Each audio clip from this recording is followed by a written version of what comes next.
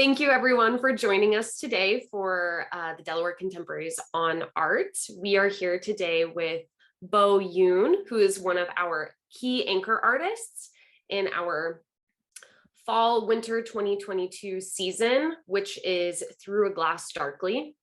And this spans all of our gallery spaces, more than 6,000 square feet. And we were working with three guest curators, Kristen Dede, Jenna Lucente, and Alexander Rosenberg on this museum-wide exhibition that takes a look at glass as a material used in all types of art forms. So Bo, thank you so much for joining us today. Thank you. Thanks for this opportunity to talking about my work. Yeah, I'm so happy that I'm including into this show, and then it's actually quite good show, and many of artists in the show I really admire as an artist. So I'm very lucky to be in the show with them. Yeah, well, we're lucky to have you. It's a very versatile show. I think that I know that I didn't entirely understand glass as an art form before this show, and I feel like it blows my mind just what all of the artists have created, especially yourself. So I would love to start off by just talking a little bit more. You have been a long time working glass artist. And I would love to hear just a little bit about your background and how you entered using glass. Right. First of all, I born in Seoul, Korea, and I also lived in Japan about 10 years. And I studied in Japan college and grad school, studying craft-based program, of glass. And then I used to love making and painting when I was a child. And my mother is a ceramist, and then she suggested me, how about glass? And okay, that's interesting, sounds interesting, because I was thinking about going to ceramic, but our family, I'm doing ceramics, so you should do something else, because she loves glass ornament and she loves to collect. So if I'm a glass artist, I can make something for her. So I guess, but at that time in Korea, we didn't have a glass institution. So that's why I went back to Japan and studying glass there. But also, I'm also inspired by my father too. When I was child, I love making plastic model, and then sometime making robots or a car or a tank, or and then one day I was making a yacht, classical boat, and then I showed to my father, and then he said, "Oh, good job, but you can do it more." And then, "Can I?" And then he said, "Yeah, I was just following all the manual, and then I made a yacht." But he said, "Oh, let me see." And then when you buy the plastic model, there's always frame, and then all the parts are in that frame. Right. And he was cutting out those frame that I trashed it, and then he melted out with the lighter, and then making a thread. And then he's like gluing those thread onto my yacht, like a building like a rail and more some of the rope. It was quite a memorable experience when I was a child. And then, wow, I haven't thought about making something out of manual, but he's doing that. So that's fascinating. So I don't know. I think but my father is just a banker, businessman, but he loved building something. So I think I might have some, both gene of my father and my mother. Yeah. Yeah, it sounds like it. Right. But the initial starting point of learning glass is just yeah, my mother's suggestion. But after I start learning glass, I'm getting more interested about glass is something invisible and visible, and I'm getting more interested about something elusive or something some spiritual substance, or and just as an artist, how I can visualize those invisible things. We are all surrounded by something visible and so obsessed by something visible, but you know we have to also really consider something is not visible. So Mhm. as an artist, how I can reveal that. Mm, So that was kind of um my love about using this material. Yeah. mhm. So What is your favorite technical aspect of using the material? I mean, I think that's so fascinating thinking about this, trying to capture the mhm. visible versus the invisible. And I wonder how you think about that when you're working with the actual material itself. Right, right, Is right. it I don't want to say that it would be easy. I'm just curious as to what do you enjoy the most about that technical aspect of the material? Right. So I basically know some basic glass fabrication, but Mhm, I'm not interested about making glass object. I mhm, want to make a using this, visible material to creating something super delicate, and then something almost no weight, very light, and mhm, something, some kind of moment and gesture, and almost like a ephemeral things. Um, when I create those moment and gesture, and that's my kind of pleasure. Yeah, mhm, mhm. real pleasure. Yeah, but yeah, I And think that. everything, each of the works, and this is a great segue, we can talk a little bit more about the work that's in the show, but each of them really does imbue that very delicate, graceful. Mm, They're all very elegant feeling. Even the work that's immersive or mhm, participatory, um, it feels, as you're using it, it feels very hearty, mhm, but it also has this really wonderful grace to it. mhm. Thank you, thank you. Yeah, of course. Well, wonderful. Well, do you want to head into talking a little bit more about the actual pieces in the show? Yes, I can talk about, my influence about or the concept about each pieces. So yeah, first project that I'm talking about is this Embarrassment Project. This is an interactive participatory project, and I want to start with my reference. First one is a art Bavarian artist Giuseppe Penones. The title is "To Reverse One's Eye," and this is a Giuseppe's self-portrait, and then he's actually wearing mirror contact lens in his eye, so he cannot see, but his eye is actually the viewers and like other people's eyes. So he's swiping the perspective of looking.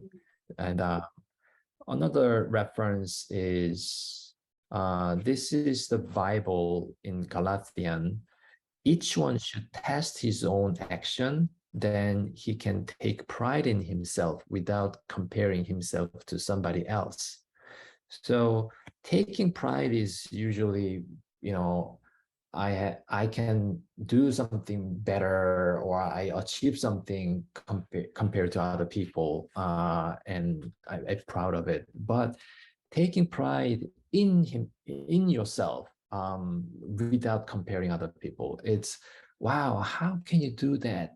And then, but I've been thinking about what is our life like, are we always comparing each other and just living my friend got job, I have to get a job. My friend got house, I have to get a house. And you Mhm.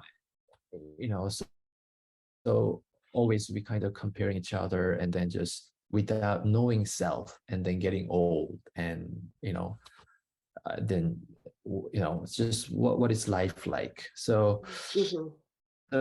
those two things came to me, and then I wanted to make the project that is actually people putting themselves, their face into this flux mirror, and then they can freely move back and forth those mirror panel, because there's a wheel, but they are Mhm.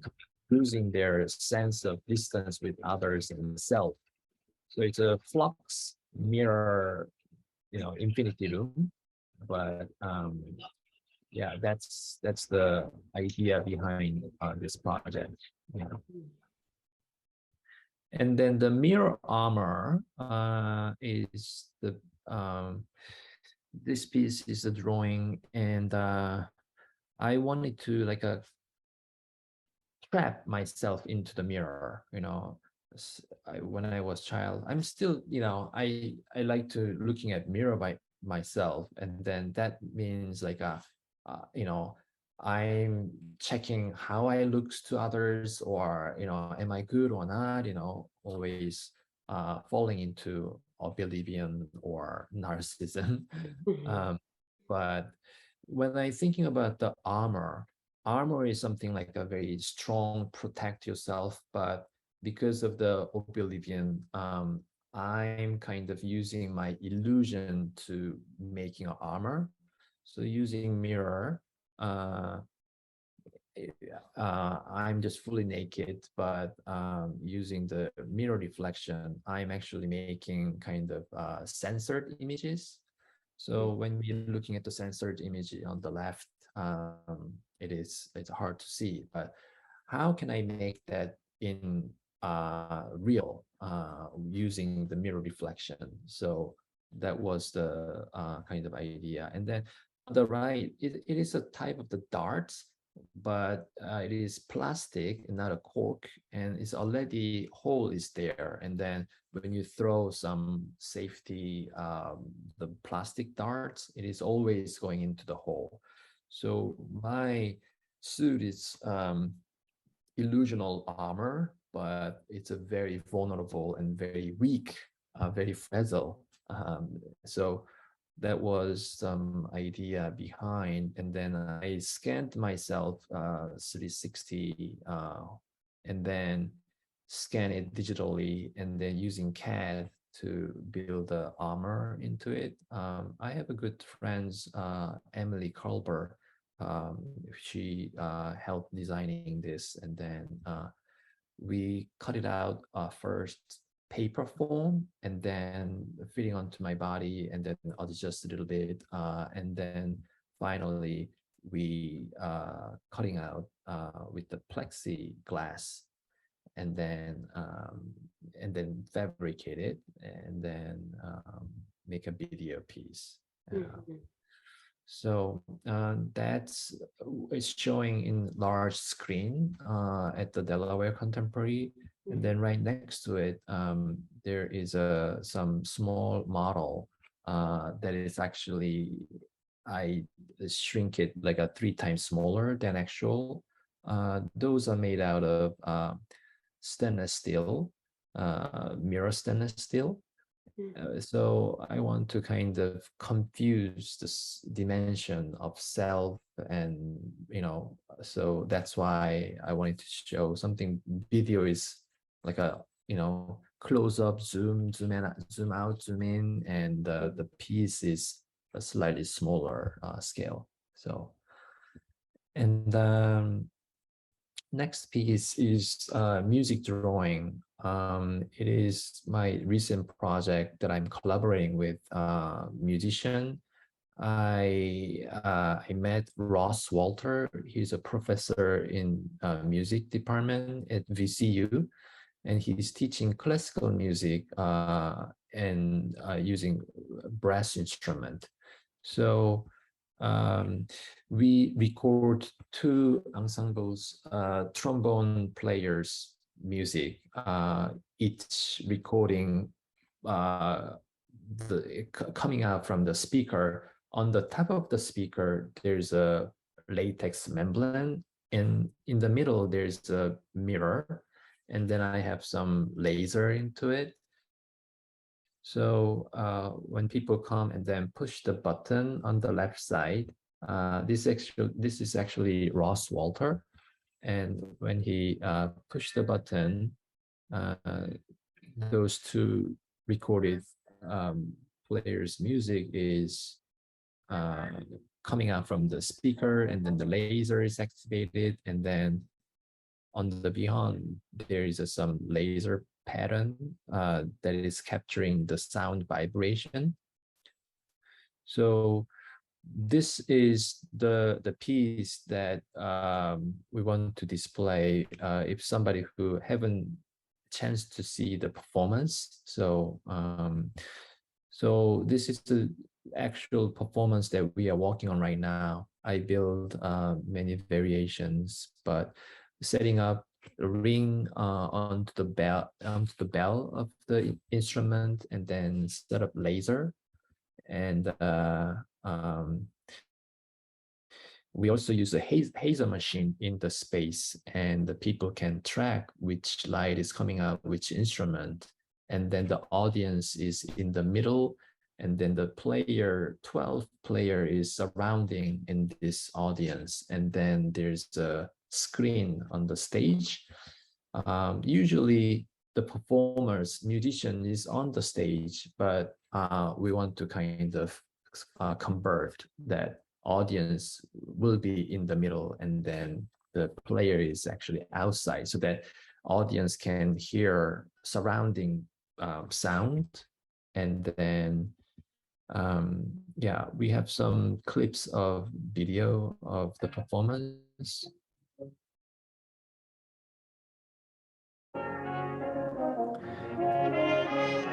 So we had this show at the Delaware Contemporary at the first, and then yesterday we had a hometown show at the VCU. So so we wanted to show this, performance in many places. So that's we are planning now. Yeah.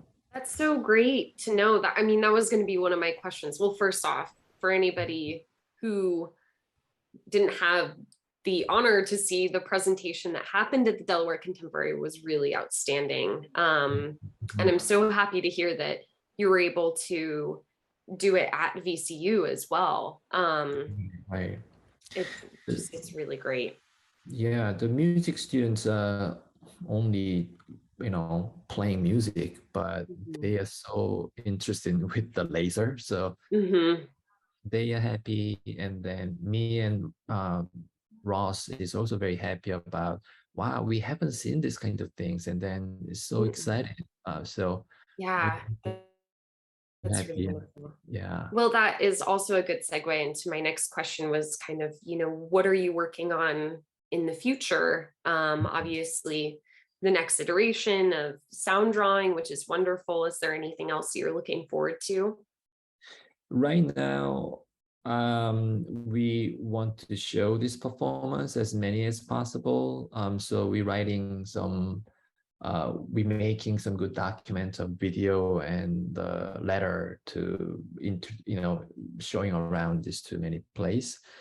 But not specific, other than that, not specific project that I'm thinking about, but for my future walk my walk is about my my reflection of my life, and then always consider, how do I want to make my life precious, and what is important for my life, what I can do as a human and artist, and what can I do to others through the power of art. So that is my goal as an artist. So yeah, I don't know what's coming, but yeah. And so has this being included in this exhibition, has it informed any potential future projects, it sounds like, but also just seeing the other artists' work, was there any kind of glint of inspiration? Yeah, it's all inspiring, but it's many good artists there. So I want to swallow a little bit more and then take more time to looking at it.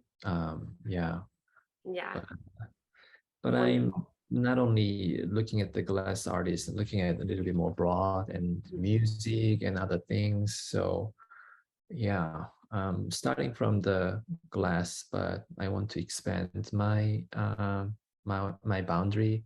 So yeah, that's also my challenging. Yeah, but it's Yeah, that exciting, seems challenging. Yeah. that does seem like a good challenge to have. Well, wonderful. Well, thank you so much, Bo. And just for everyone watching, Through Glass Darkly is going to be up through December 31st. So there's still plenty of time to come and see the exhibition and to see Bo's work. And again, thank you so much, Bo, for doing this. It was fascinating. Yeah, appreciate it. Yeah. Great. Okay, done.